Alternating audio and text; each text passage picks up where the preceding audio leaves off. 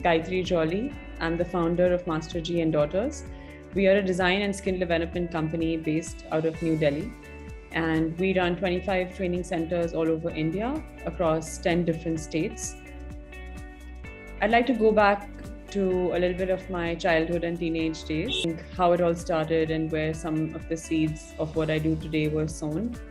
So when I was really young, my mother started her own NGO in Delhi, and she mostly used to serve the communities in the low-income communities in the informal settlements, or what we call slums these days. So she would, service them in the areas of health and basic education and non-formal education.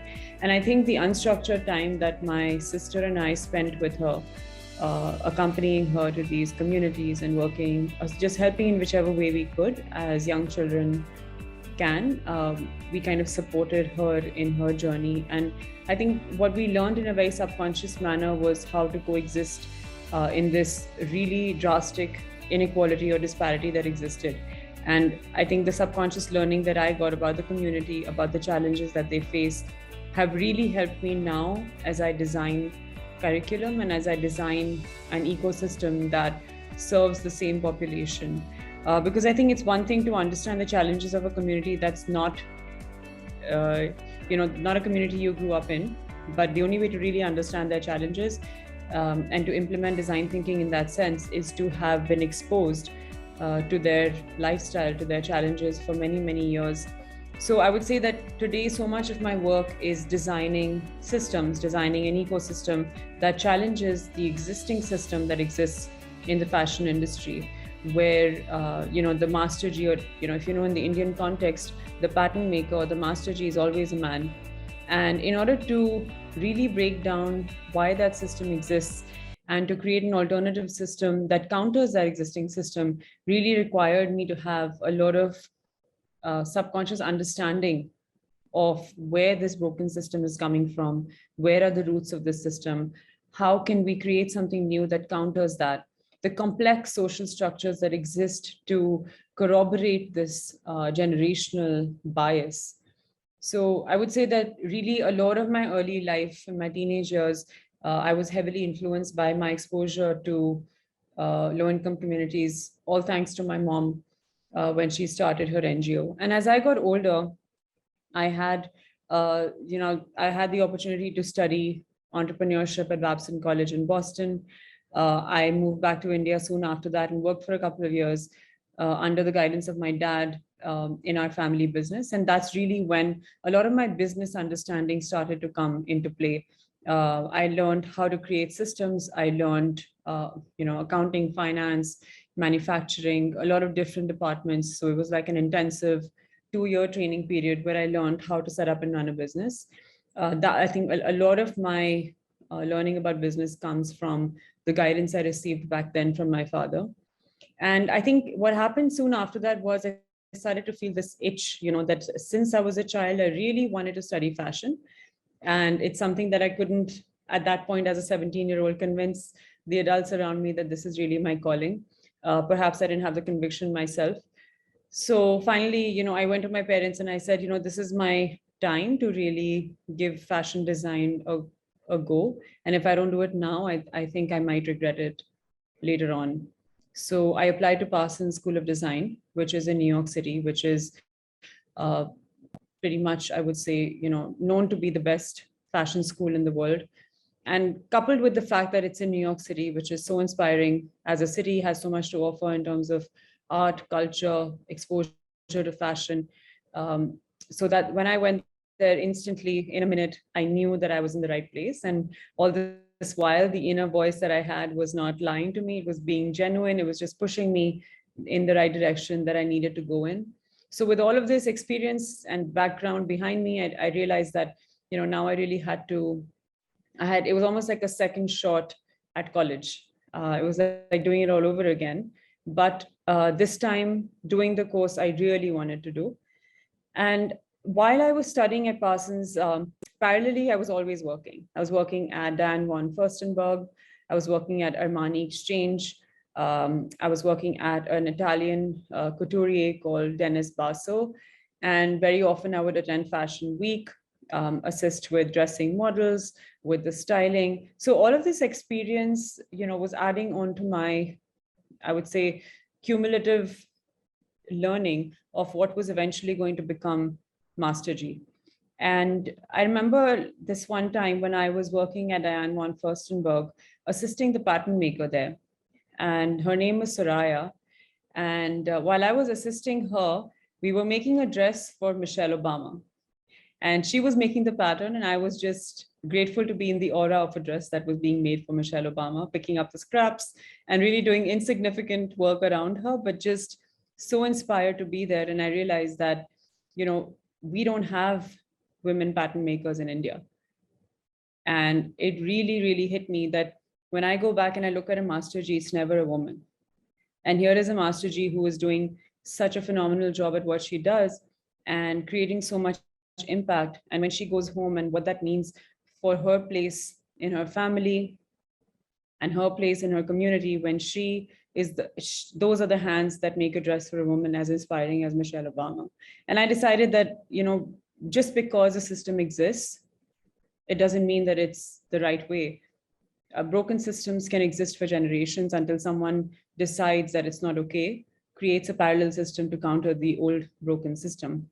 So soon enough, I moved to India, decided that if a good designer can design anything, I will design a system, I will design curriculum and training modules that will make women pattern makers in the future. And the industry will no longer, in our generation, have the gender bias of having male pattern makers. So I'd love to share a story about a particular student. And it always comes back to me because it reminds me of the pinnacle of the impact we're making. Because, in the face of conversations with investors and customers and all of the stuff that goes on to run the business, it's often easy to forget the real impact that's being caused by our business every single day, because it's easy to get caught up in the running of the operations. And I'd like to share the story of this one student who came to one of our training centers in Haryana. This was a couple of years ago. And she was a great student, very regular, sincere.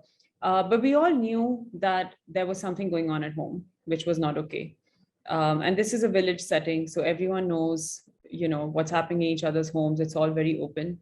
And I kept hearing stories about violence and the fact that she wasn't in a safe space in her marital home. One day she came to class with all her bags packed, and we could see visible like marks on her face, and she had a bag with her with all her stuff. So we asked her, what was going on, and she said, I've had enough and I need to make a change. But before I do anything, I need to attend class. So I have to sit here, finish my class, and then I'll figure out whether I need to go back there or if I need to go live somewhere else. She didn't have financial security, of course. We're talking about a young woman in a village in Haryana where there's tremendous discrimination and lack of financial security for women, and they are completely dependent on either their fathers or their husbands after marriage. She, despite facing so much violence in her marital home, was not being accepted back in her parents' home because of the social stigma. So she really had nowhere else to go. And in that moment, the only place she had, which was a safe space, was the MasterG Center. And that's where she came. And she said, I'm going to figure out what to do after this class is over. And fast forward 2 years, she runs a shop of her own in the same village. And not only has her family agreed for her to live in the house, they're actually proud of her because she earns more money than all other family members as a result of the skill that she has. And she has so much respect in a community where a woman returning from her marital home is considered such a big social stigma. She's actually respected as much as anyone else. And I think for that one individual, 100% of their life has changed. And I think when the whole situation changes for one student, and then you multiply that by over 2,000 students that we've enrolled, that's really the social impact we're talking about. And that's generational impact, because the next generation is going to operate from the understanding that this is normal. We are normalizing a lot of behaviors and a lot of circumstances that are not normalized in these communities. So the next generation will start from there. So I really believe that when it comes to the work that we do, it's all incremental.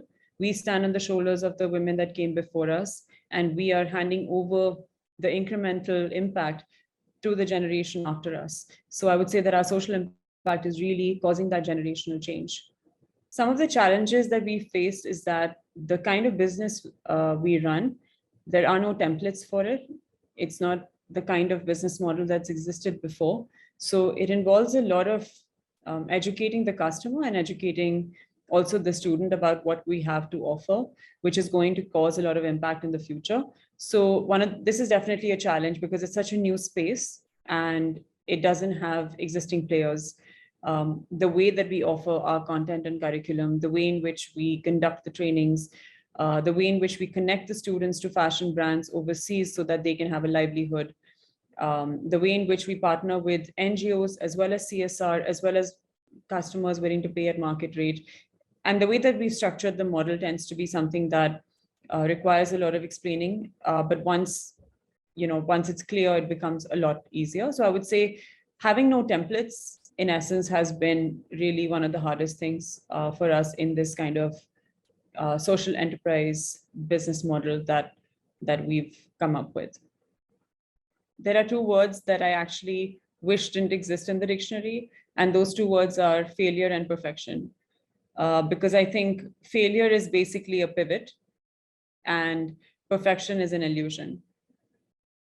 So whatever feels like failure is basically just a change of direction and a message from the universe that what we're working towards is possibly not the best thing for us and there's something better out there. And it's a temporary feeling of demotivation until we change our direction to move on to something that is more suited to us.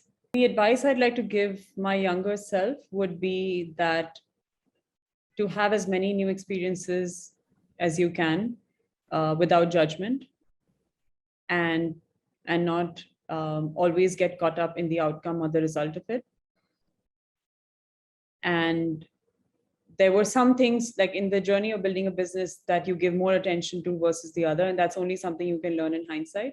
I think everyone's journey is unique. So handle yourself more gently and don't be so harsh with yourself because you only do it for the first time, one time, and there's no way to know better. Allow yourself to fall and get up and learn. And I think when we look at social media, we feel that perhaps the journey that other people are going through is easier, or they have it easier, or there's a quicker success out there. I'm doing something wrong. LinkedIn tells you that everyone's successful at work, and Instagram tells you everyone's successful in their personal lives. And together you imagine that perhaps I'm the one that has everything wrong. But the truth is that everyone is going through some or the other phase of questioning that's not visible to you in the public eye. So be gentle with yourself. And one of my friends said something really beautiful to me, which always sticks with me. She's my roommate from New York, and she also went to college with me. She says that, some years are for questions and some years are for answers. And I think if you can just sit with the questions and live through them without the stress and anxiety of finding the answers, I think that might make the journey more worthwhile.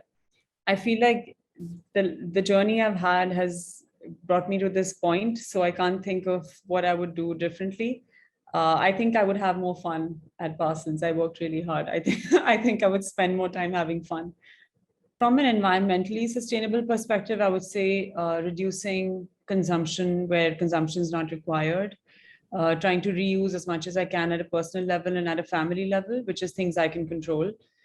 In our company, we do that as well. We have a lot of sustainable practices in the office so that we're not being wasteful.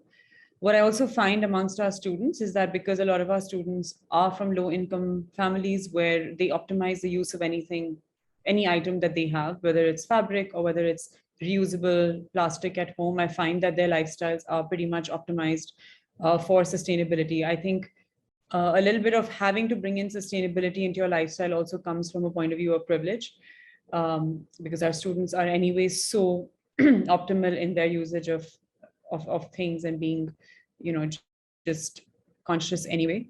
But personally, I would say that, just the conscious thought on a daily basis about how much waste you generate or how much you shop, and the reuse of things it's just a conscious thought process. I hope I have a lot more time to read.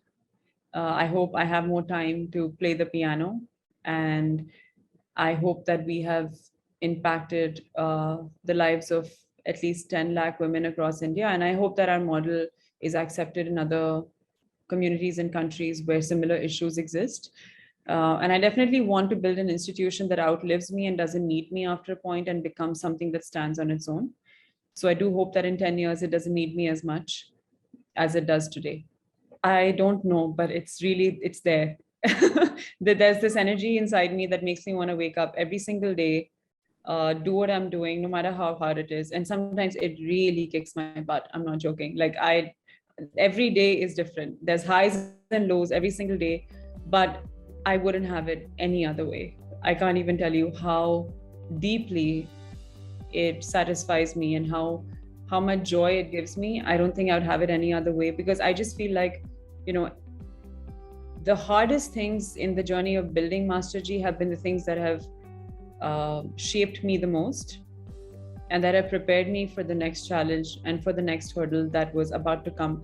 And we have received things we didn't know we had to ask for, that we were handed over as opportunities, because every opportunity ended up impacting so many lives. So I think it comes from just seeing just the fundamental shift and seeing women feel less invisible. Working out, I enjoy my workout. I indulge in buying books. I like to travel, so I try to build in some travel. Going forward, I want to build in at least 1 week every quarter where I switch off from my devices and I completely cut off from everything and I just go closer to nature. So if I can have that, I would consider myself successful. I'm really trying. I think the ultimate success is really having more control over your time. If you're trying to bring about a change, then I would say the only way to bring about a change is to really immerse yourself in the work. There's only so much that can be conceptualized on paper. You actually have to live it in order to create it. And that comes with time. There are no shortcuts. There are no shortcuts to hard work and success. It always takes time. And if anyone tells you it took them less than 10 years to build something that really changed anything, then it wasn't deep enough. So it really takes years and years and sometimes decades. So there's no rush. The journey is the destination, really. You can't keep waiting for the destination to arrive to feel happy or satisfied or accomplished.